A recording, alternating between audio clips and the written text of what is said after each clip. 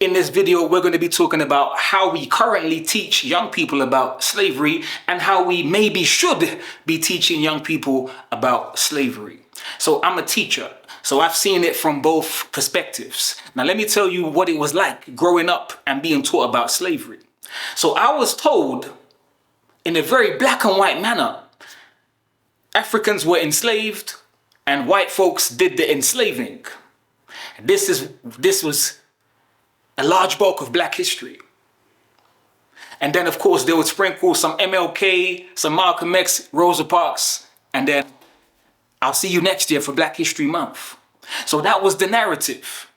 You were a slave. You were a slave. By the way, you were a slave. Hey, just in case you forgot, your ancestors were slaves. And they made it into a black and white issue. Literally, it was very binary. Now, I turned 25.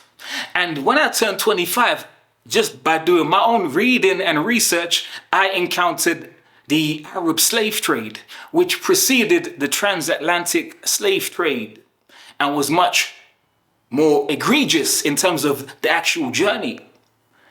Now, why was that not part of the curriculum? This is one of the things that boggle my mind.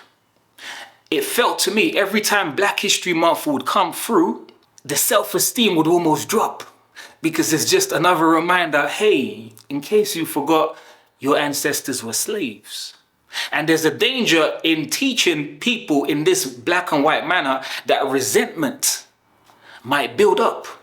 Now, what I think might make more sense is to actually talk about things in a more holistic manner, to add context and show the complexities and the nuances behind slavery. For example, we might even start with the term slavery as well. Where did that come from? Oh, it came from the Slavs, some Europeans who were enslaved. Right? It will be interesting to have known that Europeans were enslaved by Arabs. It would have been interesting to actually connect religion to the teaching of slavery, because we can see slavery mentioned in the Bible, for example. Looking at this from multiple angles, I feel like that just makes more sense. Furthermore, the tribe of Dahomey, they played a pivotal role in capturing fellow Africans.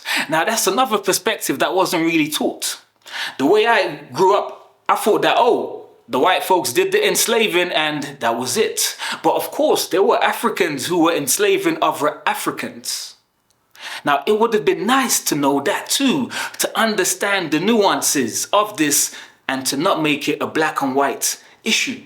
It would have been good to have known these things in school.